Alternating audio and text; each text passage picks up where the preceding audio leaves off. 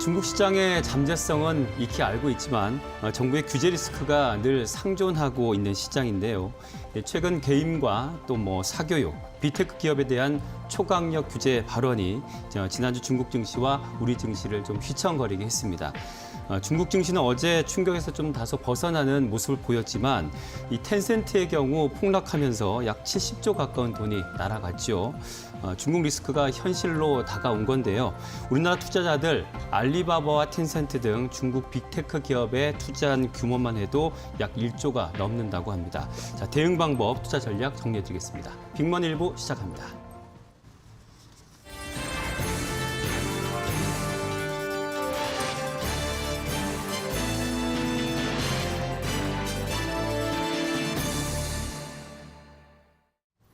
네, 중국 당국이 주요 기술주에 이어서 사교육, 게임, 규제 칼날을 들이대고 있는데 배경부터 좀 정리해 드리겠습니다. 이해라 기자.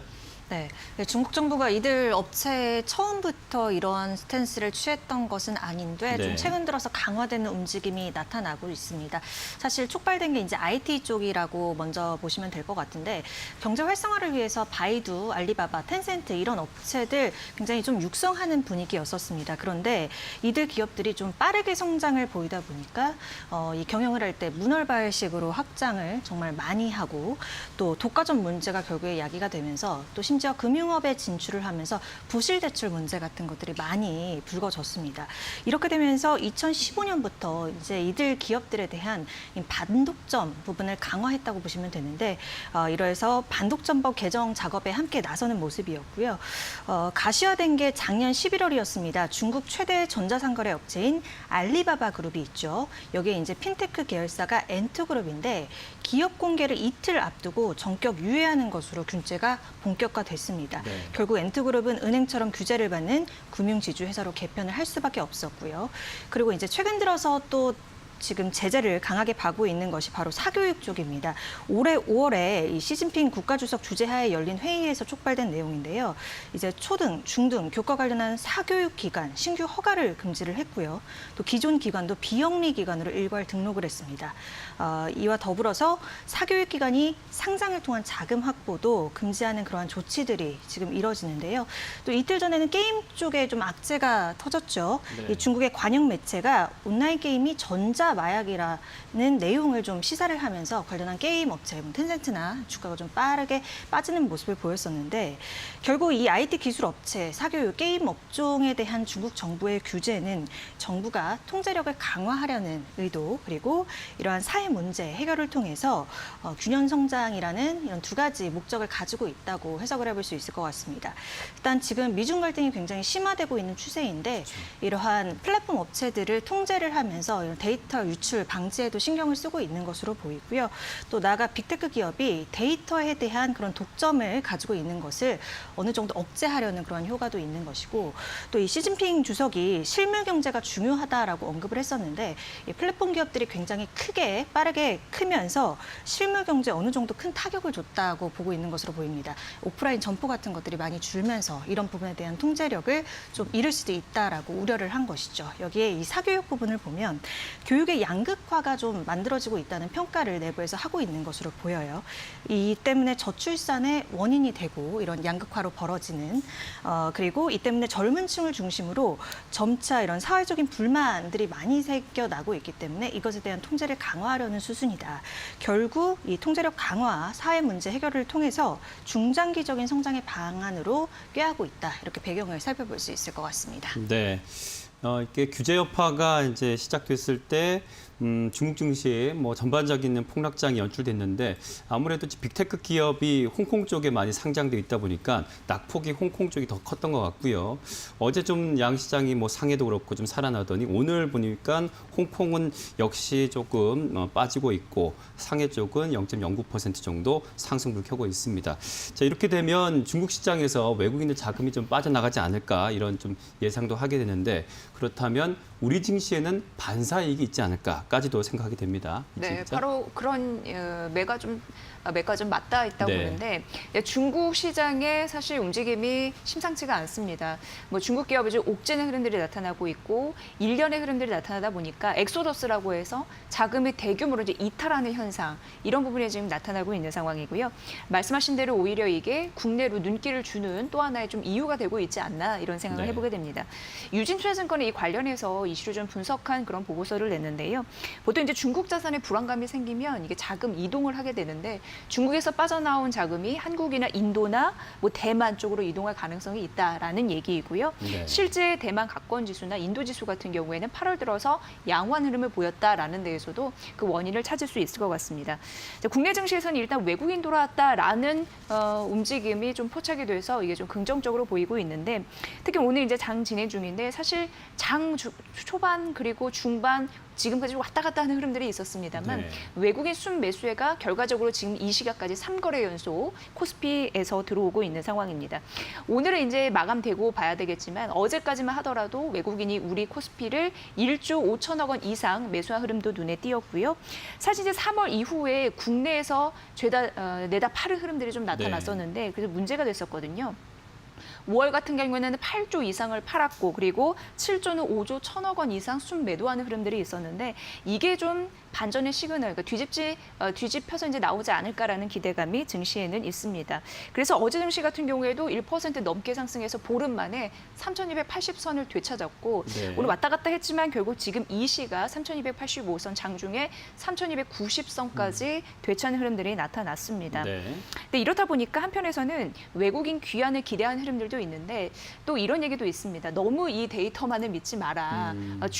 오로지 중국만의 영향도 아닐 수 있다라는 또 의견이 있어서 살펴보셔야 되는 것이 바로 이제 환율 변수가 좀 맞물려 있기 때문입니다. 그렇죠. 네. 대신증권에서는 중국 영향도 있지만 환율 부분 무시할 수 없다고 하는데 여러분 아시겠지만 달러원 환율이 1,150원대에서 오늘도 좀 떨어지면서 1,140원대 초반까지 내려갔거든요. 네. 근데 외국인들이 워낙 환율 변수에 민감합니다. 그렇기 때문에 환율이 떨어지다 보니까 국내 증시로 유입되는 외국인의 자금이 조금 더 늘어날 가능성이 있고 이런 추세가 이어진다면 더 들어올 수 있는 룸이 생길 가능성이 있다라는 데에서도 함께 그 복합되어 있으니까 잘 따져보셔야겠습니다. 그러니까 네. 추세가 계속 좀 이어지는지도 중요한 대목이 아닐까 싶습니다. 네, 앞서도 말씀드렸지만 그 알리바바, 텐센트 이쪽에 투자하고 있는 우리 국내 투자자들 규모 금액이 보니까 한 1조가 넘는다고 지금 나와 있는데 우리 뭐 펀드도 마찬가지고요.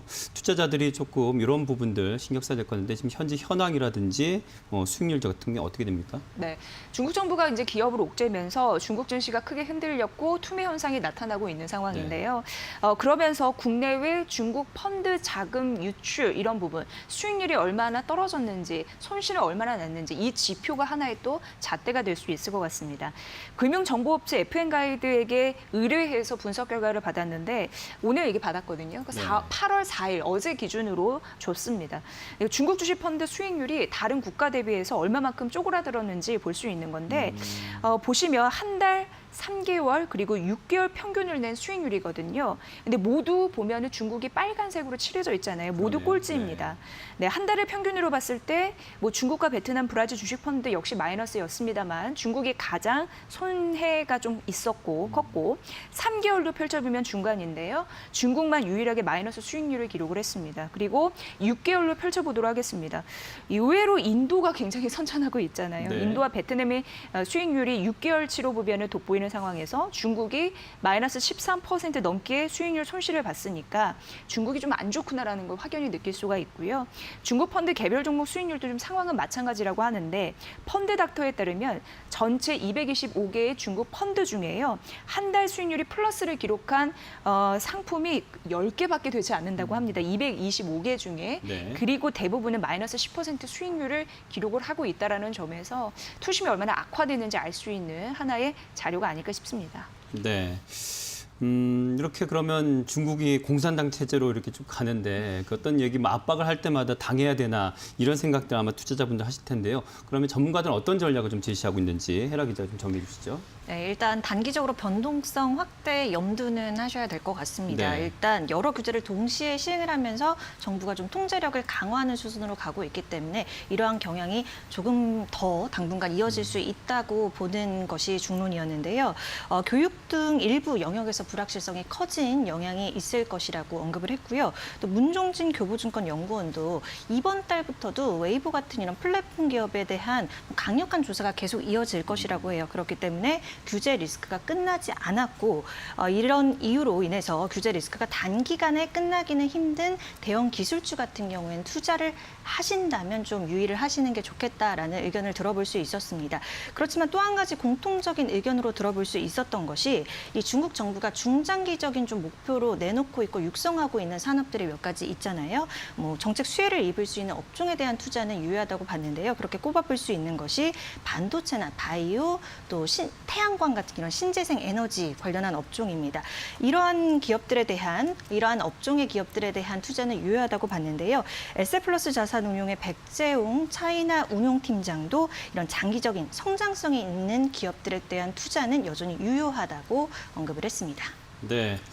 자, 2분기 실적 발표 시즌 대부분의 대기업들은 어닝 서프라이즈, 시장 기대치를 좀 상회하는 그런 수준의 실적 발표를 하고 있는데 GS 리테일은 어닝 쇼크를 기록했군요. 잠시 후 기업은 이슈에서 이야기 나눠보겠습니다.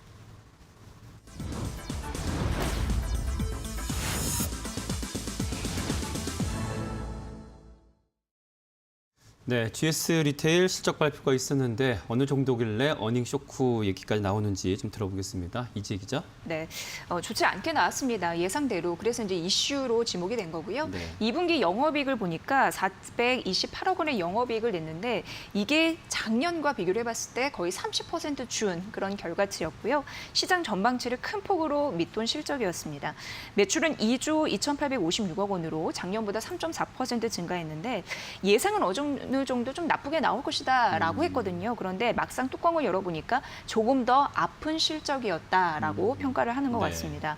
자, 우선 부문별 실적 여기 보시면 편의점, 슈퍼마켓, 호텔 및 기타로 나눠서 설명을 좀 드리겠습니다.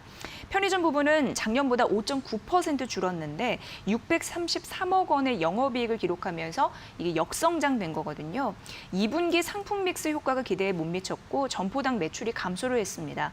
작년도 사실 부진했는데 작년보다 더 안 좋은 결과였고 5월과 6월에 비가 많이 오다 보니까 이게 또 영향도 있었나 봐요. 그러니까 집객력 하락이라고 하는데 전체적으로 편의점을 안 찾았다라는 부분이고 또 물류 비용이나 인건비가 증가하다 보니까 효율성이 떨어졌다 이렇게 분석이 됩니다. 슈퍼마켓도 크게 이제 이익이 줄었는데요. 작년 2분기는 92억 원이었는데 쪼그라들어서 31억 원의 영업이익만을 기록을 했습니다. 지난해는 워낙 이쪽에서는 잘 됐었거든요. 그런데 높은 기저에 있다 보니까 기존 전 매출액이 떨어지는 효과가 있었고 매출액이 떨어지다 보니까 고정으로 들어가는 비용이 좀 만만치 않았다라고 합니다. 그리고 2분기 신규점 출점은 8개, 폐점은 2개가 이루어졌다고 하고요. 이제 호텔 및 개발 그 기타 사업부 나머지 좀 말씀드리면 영업 적자가 266억 원으로 적자가 좀 확대된 흐름이 나타났습니다. 호텔 사업부는 점진적으로 개선이 됐습니다만 H&B라고 해서 이 헬스 앤 뷰티 사업부 이쪽에서 좀 망가뜨렸는데 전체 영업 실적이 그래서 좋지 않았다라는 그런 결과치를 받았습니다. 네. 사실 제가 산 지역도 보면 이미 그 유통 쪽이 좀 GS가 약한 것 같아요. 백화점이 롯데로 바뀐 지가 오래됐고 또 그 중형 마트 중에도 GS 쪽 슈퍼마켓 보면 그렇게 사람들이 많지가 않더라고요. 이 GS 리테일 실적 부진 가장 큰 원인은 어디에 있을까요? 네. 앞서 이 실적 부분으로 좀 살펴주셨지만 네. 좀 전 부분이 좀 약했습니다. 네. 말씀해 주셨듯이 편의점이나 슈퍼 사업부에 대한 이런 실적 악화 영향도 분명히 있었는데 또 살펴볼 것이 이커머스, H&B, 헬스앤뷰티라고 해서 GS가 운영 중에 랄라블라 있죠. 이런 부분들 그리고 또 자회사가 포함된 부분이 공통 및 기타 사업 부분인데요. 영업 손실이 대폭 확대가 됐습니다. 특히 이 영업 손실이 전년 대비해서는 2배가량 증가한 그런 실적 부진의 가장 큰 영향으로 꼽을 수가 있을 것 같은데요. 특히 7월 1일자로 GS 리테일이 GS 홈쇼핑을 흡수 합병을 했는데요. 이러면서 온라인 이커머스 강화를 위해서 GS 리테일이 이 GS 홈쇼핑과 통합 온라인몰 마켓포 론칭을 준비하고 있는데 이런 과정에서 디지털 채널에 대한 투자를 크게 늘리면서 이에 대한 일회성 비용이 좀 상당히 많이 들어간 것으로 풀이가 됩니다. 일회성 비용이 70억에서 한 80억 원 정도가 발생을 하면서 이 부분이 반영된 것이 영향을 준 것으로 풀이가 됩니다. 네. 사실 그 코로나가 재확산되면서 편의점 이용은 좀 많이 늘었겠다라고 좀 짐작을 했는데 또 이게 CU 편의점 쪽에 비해서 이쪽이 좀 부진했던 모양이에요. 이익이 감소한 이유는 또 뭔가요?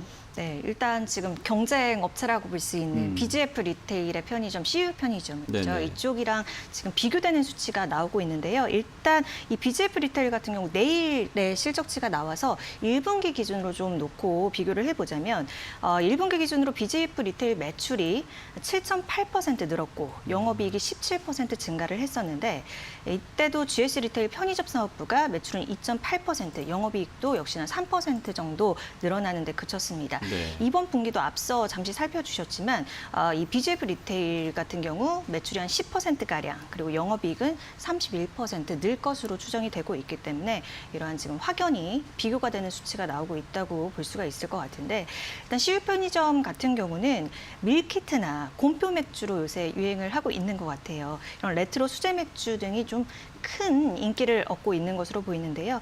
계절적인 요인이나 상권 요인 같은 것은 사실 양사 마찬가지니까 결국 희비를 가르는 건 이런 자체 상품에 대한 전략이 중요하다고 볼 수가 있는데 이 부분에서 CU 편의점이 크게 긍정적인 평가를 얻고 있다고 볼 수 있겠습니다. 네. 여기에 또 이 GS 리테일 같은 경우 개별적인 악재 요인이 5월에 2가지가 좀 발생을 했었는데 그 GS25에서 캠핑 이벤트 포스터에 뭐 남염 논란이라고 할 수 있는 그런 젠더 이슈가 불거질 수 있는 그러한 논란이 일면서 네네. 불매 운동이 벌어졌었습니다. 맞아요. 그런데 이게 소소하게 지금도 지속이 되고 있는 것으로 보이고요.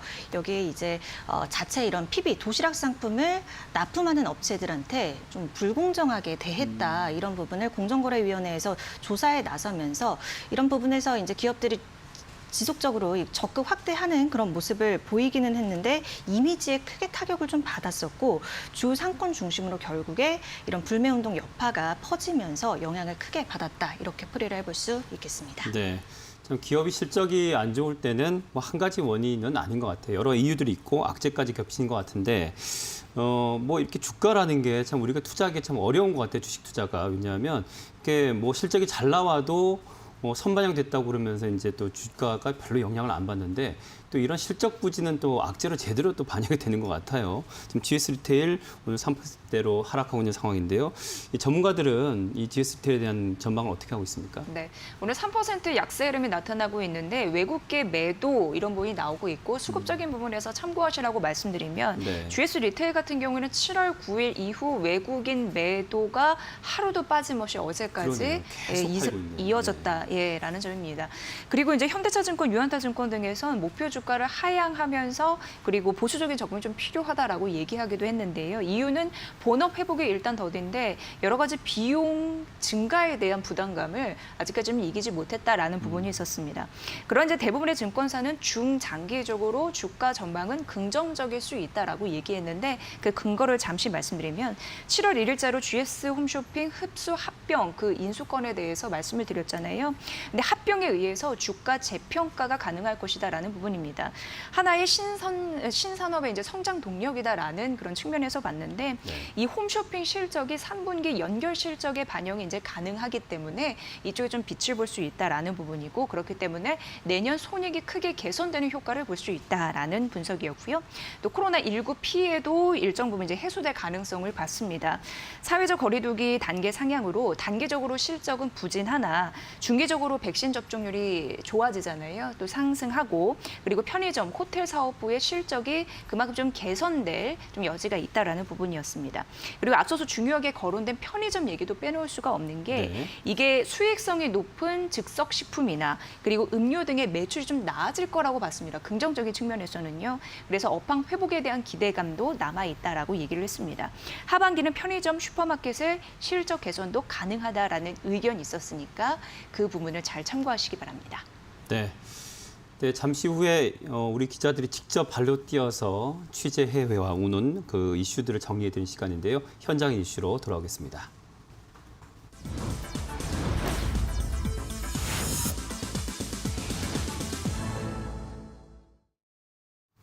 네, 종합줄기세포치료제 전문 기업으로 K-바이오 강국을 빛내주고 있는 기업이 있습니다. 바로 SCM 생명과학인데요. 오늘은 이지혜 기자가 SCM 생명과학 대표를 직접 만나고 왔습니다. 함께 만나보시죠. 난치병 환자들의 꿈과 희망은 치료제 개발입니다. 세포 치료제 개발로 기업과의 차별화된 경쟁력을 키우는 곳이 있는데요. 바로 SCM 생명과학입니다. 오늘은 이병건 대표를 만나서 직접 기업의 성장 기회 요인을 들어보겠습니다. 네, 대표님 안녕하세요. 반갑습니다. 네, 기업 소개를 좀 부탁드립니다. SCM 생명과학은 2014년에 설립되었습니다. 그리고 작년에 코스닥 시장에 상장된 그런 코스닥 벤처기업입니다. SCM이 주로 하는 분야는 세포치료제 전문 기업입니다. 세포치료제에는 줄기세포와 면역세포가 있고요. 줄기세포 쪽에서는 우리가 고순도의 줄기세포를 개발하여서 면역계 질환에 지금 임상을 진행 중입니다. 면역세포 치료제 쪽으로는 미국 회사와 이태리 회사를 인수를 하여서 미국과 유럽에서 면역 항암제에 대한 임상을 진행하고 있습니다. 유도만능 줄기세포는 차세대의 줄기세포로 보면 되겠습니다. 그래서 SCM 생명과학은 이 유도만능 줄기세포에 우리가 들어가기 위해서 미국의 회사들과 파트너십으로 같이 진행을 하기로 하였습니다. 대표님께서는 국내외 제약바이오 기업을 두루 거친 전문 경영진으로 잘 알려져 있는데 SCM 생명과학의 강점이나 경쟁력은 무엇이라고 생각하십니까? SCM 생명과학의 강점으로는 일단은 줄기세포 분야에서 글로벌 경쟁력을 가지고 있다는 기술이 가장 큰 분야고요. 또 하나는 우리가 오픈 이노베이션을 국내외 기업들과 가장 활발하게 하고 있다는 거 하나. 굉장히 빠른 의사결정을 할 수 있다는 겁니다. 그래서 그것이 향후의 회사의 발전에는 아주 막대한 영향을 미칠 것으로 봅니다. 줄기세포 분야는 아직은 시장이 크게 성장이 되지 않았으면 미래에는 분명히 오는 분야가 확실합니다. 그래서 세포치료제와 유전자 치료제를 포함하는 재생의료 분야가 우리나라가 가장 경쟁력을 가질 수 있는 분야로 보고 있고요. 그러기 위해서 우리가 재생의료법도 발의를 하면서 지금 열심히 하고 있습니다만은 빠른 시간 내에 글로벌 경쟁력을 가질 수 있도록 모든 회사들이 협심해서 나가려고 합니다. 네, 그렇다면 대표적인 치료제와 제품 경쟁력은 무엇이라고 보십니까? 첫 번째 치료제는 아토피 피부염 치료제입니다. 현재 임상 2상을 진행 중에 있고요. 아토피 피부염 치료제의 글로벌 경쟁 제품으로는 글로벌 제약사인 사노피가 개발한 듀피젠트라는 약품이 있습니다. 근데 그 약물은 2주에 한 번씩 투여해야 되는 환자의 번거로움이 있습니다. 당사의 줄기세포 치료제는 2주 간격으로 3번 투여를 하게 되면은 짧게는 6개월에서 길게는 2년, 3년간 효과가 유지되는 그런 장기적인 유효성이 가장 큰 경쟁력이 되겠습니다. 두 번째 제품으로는 만성 이식편대 숙주질환 치료제입니다. 만성 이식편대 숙주질환이라는 것은 백혈병 환자들이 골수 이식을 받은 이후에 생기는 면역 가부 반응을 치료하는 치료제입니다. 현재 임상 2상을 진행 중에 있고요. 국내에서 발의된 첨단 재생의료법에 의하면은 2상 후에 희귀질환은 품목 허가를 받을 수 있습니다. 그래서 그렇게 해서 빠른 시간 내에 국내에서 제품을 출하하고 미국 시장에서 진출을 하고자 합니다. 글로벌 제품으로 나와 있는 것들이 1년 치료 비용이 한 1억 5천만 정도 됩니다. 근데 우리가 개발하는 줄기세포 치료제로는 비슷한 효과를 내면서 가격을 저희 생각에는 3분의 1 이상 정도 낮출 수 있는, 그래서 5천만 원 이하로 낮출 수 있는 그런 제품으로 개발하고자 합니다. 세포치료제 개발 전문 기업으로서 세포치료제의 강점과 시장의 성장성, 전망에 대해서 듣고 싶습니다. 우리나라가 잘할 수 있는 분야를 제가 보기에는 이런 재생의료 분야라고 보고 있습니다. 재생의료라 하면 세포 치료제와 유전자 치료제를 말하는 거고요. SCM 생명과학이 하고 있는 세포 치료제 분야는 글로벌 성장성이 굉장히 큽니다. 미래에 오게 되는 세포 치료제 시장에서 이러한 줄기세포와 면역세포를 함께 함으로써 글로벌의 어떤 대한민국이 갈 수 있는 그런 새로운 포지션을 저희가 이루고자 합니다. 무엇보다도 M&A나 지분 투자에 공격적으로 그리고 적극적으로 하는 것으로 알려져 있는데요. 개인적으로 가장 기대하는 부분이 있다면 어떤 부분일까요? SCM 생명과학은 2019년에 국내 바이오 벤처 기업인 제넥신과 하치에서 미국에 있는 코이뮨이라는 회사를 인수합병하였습니다. 그리고 그 코이뮨을 통해서 2020년에 이태리에 있는 포뮬라라는 회사를 인수합병하였습니다. 그래서 그러한 모델들이 우리나라의 바이오 벤처 기업들이 갈 수 있는 새로운 방향이라고 보고 있습니다. 줄기세포 치료제는 아직까지 시장이 크게 형성이 되어 있지 않습니다. 그에 반해서 면역세포 치료제는 면역항암제의 대세로 자리 잡았습니다.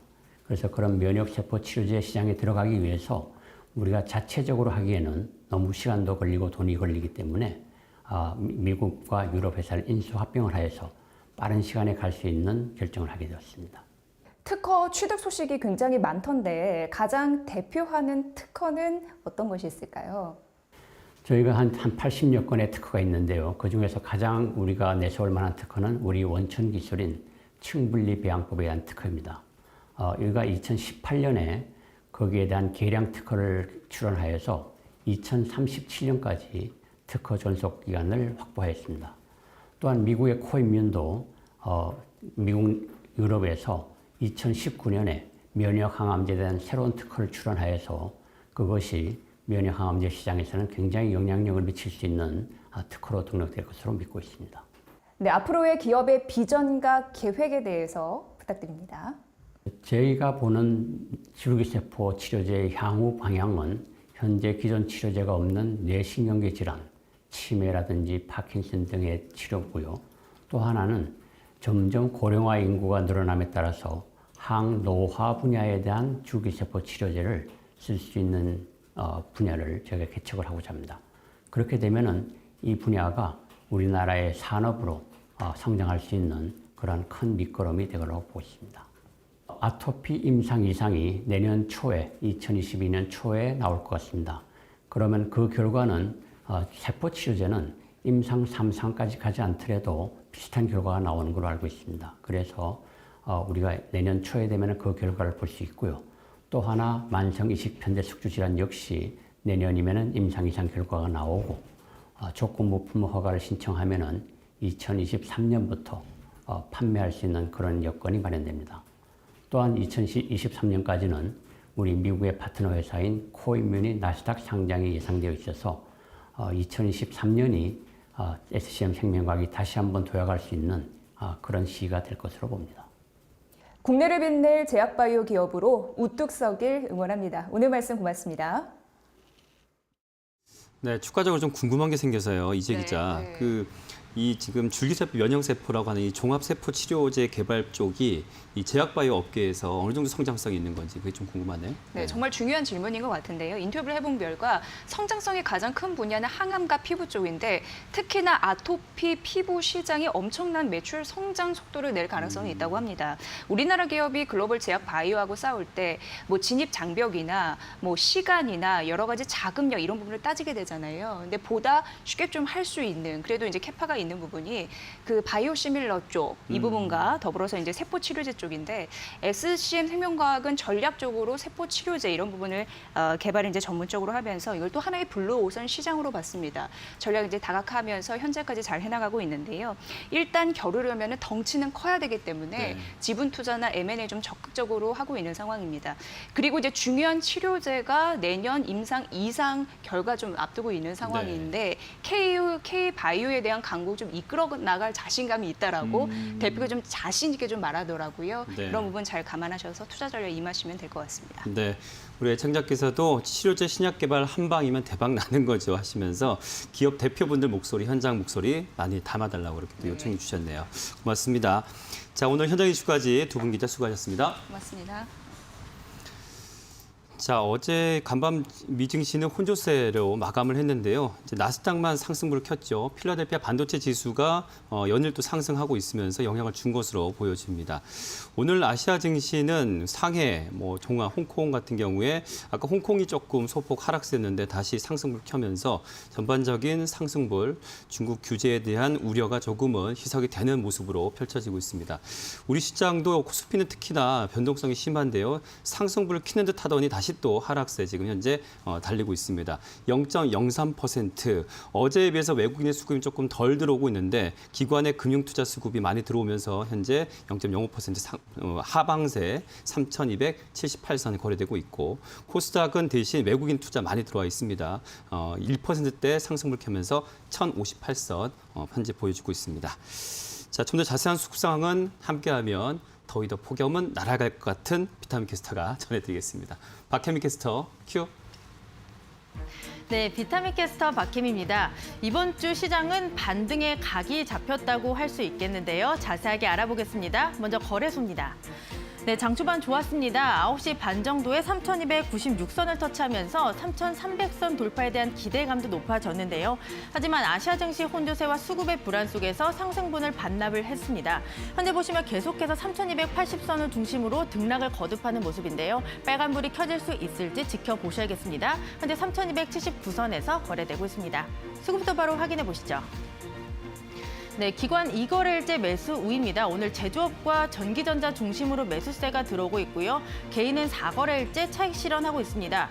그 가운데서 외국인은 오늘 변덕쟁이라고 할 수 있겠습니다. 매수와 매도를 계속해서 오가는 모습인데요. 현재 보시면 9억 원의 매수세 들어오고 있고요. 기관만 2,346억 원의 강한 매수세를 보여주고 있습니다. 코스닥도 바로 확인해 보겠습니다. 네, 코스닥 2거래일째 상승입니다. 1,050선에서 출발을 해서요. 이 바닥을 다지고 계속해서 완만한 상승세를 보여주고 있습니다. 오늘 고점 어디까지 높일지 그 귀추가 좀 주목되고 있는데 현재 1%의 오름세를 보여주고 있습니다. 1,060선에 대한 저항이 상당히 강하다라고 할 수 있겠고요. 현재 1,058선에서 거래 중입니다. 수급도 바로 확인해 보겠습니다. 네, 외국인 2거래일째 매수 우입니다. 제조업 중심으로 물량 담아가는 모습인데요. 개인과 강하게 공방 중인 가운데 기관이 지금 관망세를 보이고 있습니다. 현재는 외국인의 손을 잡으면서 118억 원의 매수세를 보여주고 있습니다. 특징주로 바로 넘어가 보겠습니다. 네, 메타버스 쪽으로는 모멘텀이 상당히 많습니다. 정부 지원 기대감도 있고요. 어제 삼성전자가 메타버스 얼라이언스에 합류한다고 밝혔습니다. 이런 점이 모멘텀이 되면서 관련주들의 시세는 오늘도 살아있다라고 할 수 있겠습니다.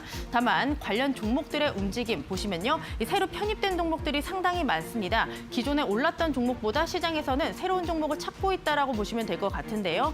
현재 보시면 파인텍, 에스넷, 코세스 모두 장중에 신고가 기록을 했습니다. 특히 파인텍 같은 경우에는 메타버스 구현에 필요한 홀로그램 제품을 갖고 있는 점이 부각이 되고 있습니다. 현재 상한가에 안착한 모습이고요. 딱 2,000원의 거래가 형성되고 있습니다. 이 에스넷 같은 경우에는 삼성전자의 VR 서비스를 제공한 이력이 있습니다. 계속해서 상승 탄력 받아가는 모습이고요. 26% 강세를 보여주면서 9,970원에 거래되고 있습니다. 그다음 테마 확인해 보겠습니다. 오늘 문재인 대통령이 K-백신 허브와 비전 대회를 주재를 했습니다. 이 백신 조건 확보를 통한 국내 백신 개발을 지원하겠다라고 밝히면서 이 정부발 기대감이 반영된 모습인데요. 이쪽으로 매수세가 지금 많이 들어오고 있는 가운데 오늘 보시면 한국 BNC, SK 바이오사이언스, 큐라클 모두 신고가 기록했습니다. 특히 한국 BNC 같은 경우에는 코로나 치료 후보 물질을 대만에서 FDA 허가를 받았다는 소식이 최근에 있었습니다. 이런 점이 부각이 되는 모습이고요. 16% 강세를 보이면서 22,600원에 거래되고 있습니다. SK 바이오사이언스 2분기 호실적과 임상이 진행된다는 소식이 있었고요. 외국인과 기관의 매수세 들어오고 있습니다. 현재 보합권에서 움직이네요. 21만 2,500원에 거래가 형성되고 있습니다. 마지막 테마도 확인해 보시죠. 네, 장 초반 대회 이슈가 있었습니다. 이 전기차인 애플카 제작에 속도가 붙고 있다는 소식도 나왔고요. 테슬라의 AR 대회가 예정돼 있다는 보도도 나왔습니다. 또 장중에는 우리나라의 첫 탄소 중립 시나리오가 발표가 됐습니다. 이에 따라 친환경 모멘텀이 부각이 되면서 탄소, 2차 전지 관련주들이 강하게 반등하는 움직임이 포착이 됐습니다. 네, 오늘 보시면 캠트로스 탄소 관련주라 보시면 되겠습니다. 7.5%의 강세를 보여주면서 7,720원의 거래가 형성되고 있고요. 신성 델타테크 같은 경우에는 보시면은 2차 전지 부품의 초신성이다라는 긍정적인 분석이 나오고 있습니다. 현재 보시면 5.5%의 오름세를 보여주면서 16,100원의 거래가 형성되고 있고요. 2차 전지 양극재 업체인 LNF 8%의 오름세를 보여주면서 114,700원의 거래가 형성되고 있습니다. 네, 지금까지 시장 상황 전해드렸고요. 앵커님 불러보도록 하겠습니다. 권대 앵커, 큐! 네, 큐 잘 받았습니다. 테마 이슈 이어가겠습니다. 코스 파트너스의 김남부 대표와 함께합니다. 안녕하십니까? 네, 안녕하세요. 자, 먼저 김남부 대표의 수익률부터 보시겠습니다. 먼저 수익 실현한 종목들부터 안내해드리겠습니다. 우지 있는데요. 5월 13일 매수 들어가서요. 109.55%의 수익 실현해냈습니다. 신성통상은 5월 27일 매수 들어가서 97.46%의 수익 실현, 그리고 일진전기는 4월 29일 매수 들어가서 49.09%의 수익 실현해냈습니다. 다음 수익 실현한 종목은요, 푸드웰인데요. 6월 10일 매수 들어갔습니다. 42.69%의 수익 실현. 그리고 성광밴드가 4월 8일 매수 들어가서 30.76%의 수익 실현. 그리고 한창재지는 5월 11일 매수 들어가서 23.53%의 수익 실현해냈습니다. 다음은 한국가구인데요. 한국가구는 6월 21일 매수 들어가서 22.57%의 수익 실현, 삼성 엔지니어링은 6월 15일 매수 들어가서 32.47%의 수익률 보여주고 있습니다. 스카이라이프는 5월 18일 매수 들어가서 18.42%의 수익률 보여주고 있습니다. 유진투자증권은 4월 26일 매수 들어가서요. 12.73%의 수익률 보여주고 있고, 한익스프레스 7월 8일 매수 들어가서 11.16%의 수익 실현, 그리고 한일사료는 6월 4일 매수 들어가서 8.12%의 수익률 보여주고 있습니다. 다음은 현대그린푸드인데요. 5월 31일 매수 들어가서 7.62%의 수익률, 후성은 7월 29일 매수 들어가서 6.27%의 수익률, 성광밴드는 7월 23일 매수 들어가서 5.47%의 수익률 보여주고 있습니다. 다음은 알루코입니다. 7월 12일 매수 들어가서 4.71%의 수익률, 오성첨단소재 4월 5일 매수 들어가서 4.32%의 수익률, 이노와이어리스 7월 26일 최근에 포트에 담았습니다. 1.63%의 수익률 보여주고 있습니다. 오늘 시장은 코스피보다는 코스닥이 상승폭이 좀 큽니다. 1%대 현재 상승하고 있는데, 외국인들의 매수세가 코스닥으로 어제에 비해서는 또 많이 넘어간 것으로 보여집니다. 좀 여쭤보고 싶은 게요, 부대표님. 어제 방송 진행하다가 한 전문가께서는 외국인들 수급은 그렇게 신경 쓰지 말아라. 지금 종목별 장세 연출되니까 종목별을 좀 지켜보자라고 하셨는데, 물론 그 말씀 안에는 외국인 기관이 뭐 단타 트레이딩을 하는 건 아니니까 그렇다 치지만, 지금 외국인들이 지금 현 선물 보면 3거래일째 한 5조 넘게 지금 매수 들어왔잖아요. 네. 이것 자체는 좀 의미가 있다고 보지 않습니까? 글쎄요, 이제 원달러도 봐야 되겠지만 앞서서 외인과 기관 투자자들이 이제 단타를 크게 하지 않는다라고 또 말씀을 주셨는데, 네. 사실 최근에 외인과 기관 투자자들의 수급 상황을 보면 그들도 요새 같은 장에서는 좀 단타를 하는구나라고 저는 보여진 정도로. 예, 저는 네. 오히려 그렇게 생각을 하고 있고요. 네, 네. 아마 이제 전일 같은 경우에 이제 전문가님이 그러한 말씀을 하신 이유 중에 하나는 뭐냐면, 이렇게 단타를 하고 또 시장의 변동폭이 커질 때 그것을 우리 투자자분들께서 맥을 같이 하기 위해서 너무 빠르게 잦은 매매를 하다 보면 사실 그만큼 또 손실도 쉽게 나기 맞아, 그 마련이기 말씀도 때문에 하셨어요. 네. 그러한 부분들을 차라리 제하고 앞으로 하반기에 좀 더 좋은 실적을 내놓을 수 있고, 그렇게 됐었을 때 이제 나중에 수급이 정상적으로 몰릴 수 있는 그런 종목을 외인과 기관이 지금 사는 종목 쪽으로 따라가기보다는 먼저 그러한 종목을 길목 매매를 하자라는 차원에서 네. 말씀을 하시지 않았을까라고 생각이 들고요. 네. 물론 이제 저도 그러한 부분에 이제 상당 부분 동감을 하면서, 다만 매일매일 시장을 봐야 되는 우리 투자자분들께서 특히나 이러한 방송을 꼼꼼하게 또 챙겨보실 것 같으세요. 네. 그러면 외인이 줄기차게 집중적으로 매수를 해주는 종목에 대해서는 소량이라도 같이 한번 매매를 해보시는 것이 전체 시장에서 내 계좌가 소외되지 않는 그런 투자 방법은 될 것 같습니다. 네. 대박이 난다기보다도 최근에 외인 투자자들이 2차 전지 쪽을 강하게 또 매수를 해줬었고요. 실제로 그러한 부분에 있어서 랠리가 나왔었고 또 이번 주 들어서니까 그동안 많이 좀 밀려 있었던 반도체 관련주들 쪽으로 또 외인 투자자들이 매수를 하는 것으로 놓고 봤었을 때는 당분간 그동안 좀 기간이나 가격 조정이 나타났었던 반도체 장비주들 또 부품주들 이들 종목군들은 우리가 좀 눈여겨보실 필요성이 있다. 그리고 몇몇 수급이 몰리는 테마군들 쪽에서도 트레이딩을 해보실 수 있는 그 정도의 수급은 또 받쳐주는 그런 시장이지 않을까라고 보고 있습니다. 네. 자, 우리 그 애청자께서 8월 시장은 좀 나아질까요 하셨는데요. 시간이 좀 많지 않아서 우리 종목 얘기를 하면서 8월 시장을 좀 가늠해 보는 것도 나쁘지 않을 것 같아요. 네. 우리 지금 포트 안에 있는 종목들 AS 좀 들어가 볼까요? 네, 제가 이 종목을 딱 AS를 해보도록 할게요. 삼성증권입니다. 네. 삼성증권 제가 증권주들 포트폴리오에 많이 넣어놓고 있고요. 그러다 보니까 6월, 7월은 사실 큰 재미를 보지는 못했어요. 그런데 하반기로 갈수록 결국 증권주들이 또다시 오를 수 있는 증시가 좀 강한 그런 증시가 나타나지 않을까라고 보고 있고 8월 중순 이후에 2분기 실적 발표가 어느 정도 마무리가 되고 난 이후에 반등세가 좀 나타나지 않을까라고 보고 있습니다. 만약에 증시에 대해서 부정적인 여론이 강하다고 하면 사실 증권주들 같은 경우에도 추세를 깨서 삼성증권 같은 경우에는 최근에 기간 조정이 나타나고 있는 이 박스권 흐름이 축이 42,000원에서 3,000원 정도 선이거든요. 네. 이 가격선을 이탈하게 됐었을 경우에는 증시에 대해서 또 방향성을 우리가 좀 내다볼 수가 있겠죠. 하지만 현재 흐름으로 놓고 보면 오히려 이격이 수렴이 되는 위치에서 박스권 상단 쪽으로 가고 있는 모습들이 확인이 되고 있습니다. 그런 측면으로 놓고 봤었을 때는 증권주 그리고 국내 전체 시장에 대해서도 8월 중순 이후부터는 조금 투자 심리나 수급이 좀 다소 개선되는 그런 흐름들이 나타나지 않을까라고 보고 있습니다. 자, 두 번째 종목 AS 오랜만에 해보도록 할게요. 한익스프레스인데요. 네. 최근 시장 대비해서 뭔가 좀 탄력이 떨어지는 듯한 그런 움직임이 나타나고 있습니다. 한 7월 달만 하더라도 이 델타 바이러스 확산이 되면서 물류주들 그만한 또 테마가 형성이 되기도 했었는데 이 볼린저 밴드 상단에서 치고 가지 못하고 오히려 하단으로 내려오는 모습들 확인이 되고 있어요. 하지만 이 축이 쉽게 이탈되기는 좀 힘들지 않을까라고 보는 것이 6,700원 요 라인이 벌써 과거에만 하더라도 한 두세 번 이상의 지지가 나타났었던 그런 가격이기 때문에 여기서 만약 악재가 나와가지고 거래량 동반해서 이 하단을 이탈하지 않는다라고만 보면 결국에 점진적으로 우상향하는 그런 모습들 좀 기대가 되고 있다 이렇게 말씀드리도록 하겠습니다. 네.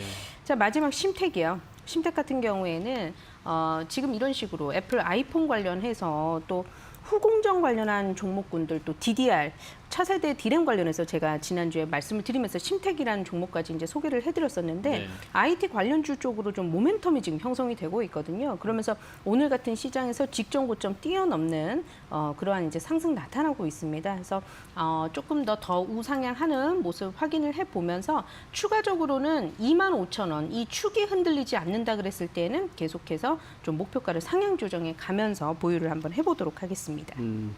우리 지금 포트 안에 AS 주신 종목 중에 삼성증권이 있는데 이게 증권주가 왜 우리 연초에 비해서 지금 현재는 이 시장의 거래량이 많이 줄었잖아요. 네. 하반기에는 조금 이 부분은 좀 해소될 부분으로 보시는지요? 원래 여름께 되면요 외인과 기관 투자자들 또 개인 투자자분들도 휴가를 떠나시잖아요. 네, 네. 그래서 그런 부분에 있어서 계절적으로도 원래 수급상에 좀 탄력이 떨어질 수밖에 없는 이슈가 있어요. 근데 8월 중순까지가 우리가 휴가철 성수기잖아요. 그래서 그 이후부터는 좀 다소 개선되지 않을까라고 보고 있는 겁니다. 네, 좋습니다.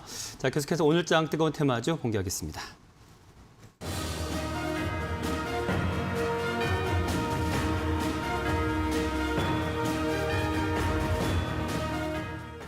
네, LG 헬로비전 보고 계신데요. 디즈니와의 제휴설이 지금 돌고 있습니다. 네, 좀 설명 좀 듣겠습니다. 오늘 모처럼 또 매수세가 몰렸어요. 지금 내용이 디즈니 관련해서 국내에 상륙을 할 것이다라는 얘기가 있는데 네. 그 안에서 이제 손을 잡을 것이라고 예상이 되는 파트너가 LG U+입니다. 그런데 이 LG U+가 최대 주주로 있는 회사가 LG 헬로비전이거든요. 그렇죠. 네. 정작 오늘 LG U+ 제 포트폴리오 안에도 있습니다. 네, 네.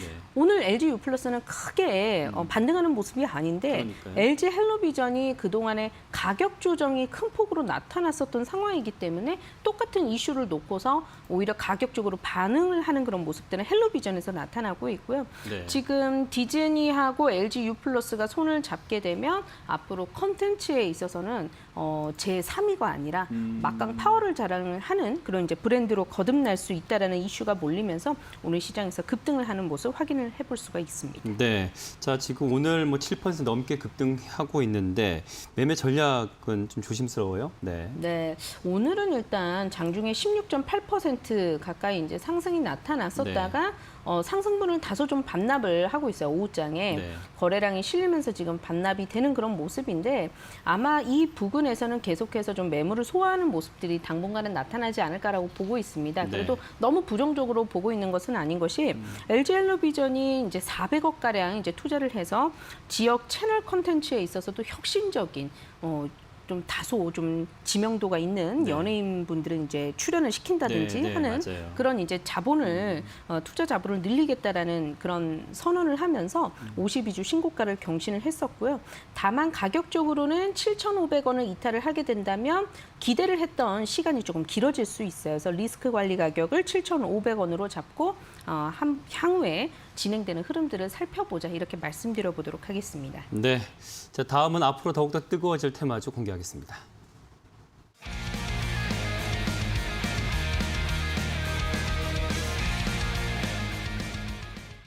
네, 코로나 치료제이긴 한데 제형 개선 코로나 치료제를 좀 주목하고 계십니다. 선정 이유 들어보겠습니다. 네, 제가 과거부터 이쪽에 대해서 많이 좀 관심을 갖고 있는 그런 네. 상황입니다. 지금 글로벌 제약사들 같은 경우에도 제형을 개선시킨 치료제예요. 백신이 네. 아니고. 그래서 어느 정도 이게 코로나19가 일상화가 되다 보면 독감이나 감기처럼 걸릴 수가 있는 그런 질환이 되지 않을까라고 네, 맞아요. 많은 분들이 예상을 네, 네. 하고 있어요. 그러면 그렇게 됐었을 때 백신을 매번 맞거나 또 여러 번 접종을 하거나 굉장히 번거롭거든요. 그렇죠. 그래서 가정 내에 상비를 할 수 있는 상비약, 치료제, 경구용 치료제 이런 쪽으로 우리가 이제 투자 아이디어가 이제 몰리게 되는 거고요. 네. 지금 이 경구용 치료제나 아니면 흡입형 치료제가 이제 각광을 받고 있는데 미국의 머크사가 네. 지금 상당 부분 임상 속도가 가장 빠르게 진전이 되고 있는 상황이고요.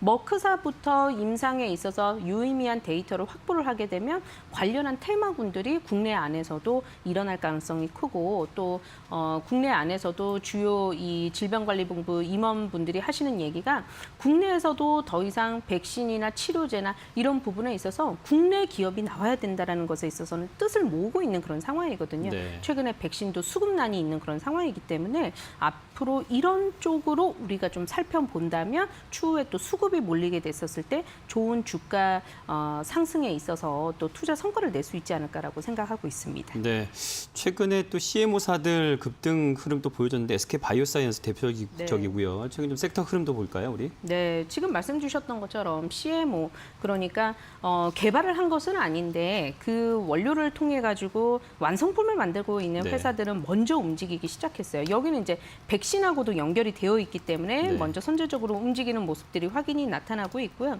최근에 각광을 받고 있는 기업이 있어요. 한국 BNC. 한국 BNC 같은 경우에도 이런 제형 개선 치료제와 관련해서 오늘 시장에서 16% 또다시 오르는 모습들 확인되고 있고요.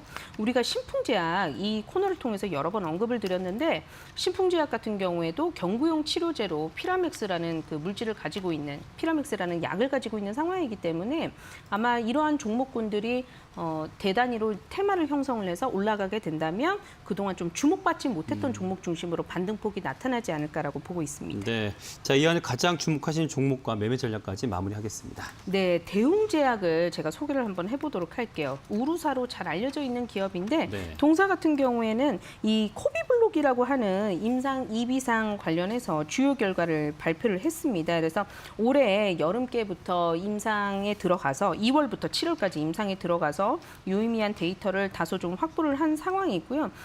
이 경구용 치료제라든지 흡입형 치료제 관련해서 테마가 있는 그런 상황이다라고 볼 수 있겠습니다. 가격은 18만 원에서 18만 1,000원 사이에서 매수를 한번 활용을 해보도록 하고요. 매수 밴드 활용해서 손절가 17만 원, 목표가는 20% 상승 여력 보고 23만 원 먼저 1차적으로 제시 도와드리도록 하겠습니다. 네, 자, 매매 전략까지 참고하시기 바라고요. 오늘 코스파트너스 김남 부대표와 함께했습니다. 고맙습니다. 네, 감사합니다. 자, 빅머니 1부 순서는 여기까지입니다. 잠시 후 빅머니 2부로 돌아오겠습니다. 시청해주신 여러분 고맙습니다. 채널 고정.